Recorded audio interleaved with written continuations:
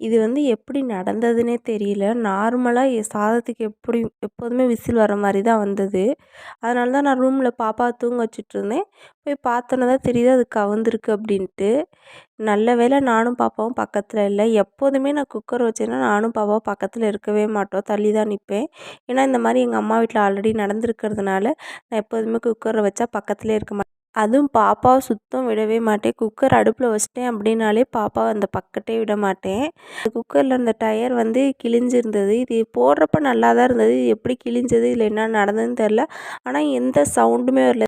சரி பாப்பா தூங்கிட்டு இருக்கப்பயே கிச்சனெல்லாம் க்ளீன் பண்ணிடலாம் அப்படின்னு தான் டக்கு டக்குன்னு வேலைய பார்க்க ஸ்டார்ட் பண்ணிட்டேன். பாத்திரம்லாம் தூக்கி வெளிய போட்டுட்டு, ஃபுல்லாக கிச்சனே நல்லா கழுவி விட்டுட்டேன். கழுவி விட்டுட்டு தான் பாத்திரம் வெளக்க போனேன். பாத்திரம் வந்து நெறைய இருந்தது.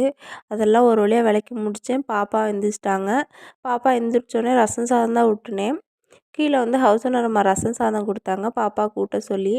என்னையுமே சாப்பிட சொன்னாங்க. ஆனா, அவங்க மாலை போட்டிருக்கிறதுனால, அடுத்தவங்க வீட்லலாம் சாப்பிடக்கூடாது அப்படின்ட்டு, பாப்பாவுக்கு மட்டும் ஊட்டி விட்டுட்டு, மணி 4 ஆச்சு. அதுக்கப்புறம் என்ன செய்யறதுன்னு தெரியல. அப்புறம் சேமியா தான் இருந்தது. சேமியாவ கொஞ்சம் செஞ்சு சாப்பிட்டுட்டு, அதுக்கப்புறம் கொஞ்ச நேரம் உட்காந்துட்டேன். அப்புறம் இந்த வேலையெல்லாம் முடிக்கவே மணி 6 மணி ஆயிருச்சு. வர லேட்டாகும். நீங்க சாப்பிட்டுட்டு தூங்குங்க அப்படின்னு அவரு ஃபோன் பண்ணி சொல்லிட்டாரு.